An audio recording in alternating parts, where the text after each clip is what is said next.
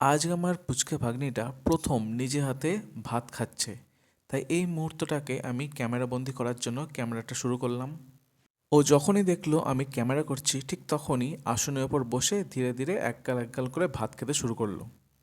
ও শান্ত হয়ে আসনে এই জন্যই বসে আছে কারণ আমি সামনে ক্যামেরা চালিয়ে বসে আছি।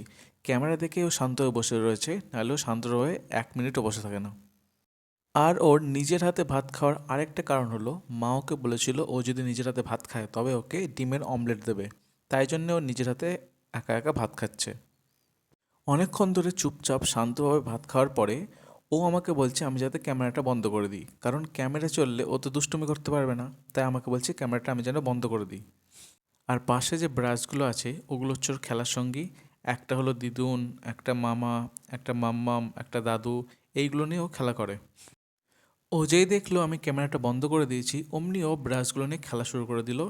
এক হাত উঁচু করে রেখে দিয়েছে যে হাতে ভাত খাচ্ছিল, আর ওই ব্রাশগুলো ওখান দিয়ে স্লিপ খাওয়াচ্ছে ব্রাশগুলোকে। এই যে ও আবার ক্যামেরা থেকে ফেলেছে।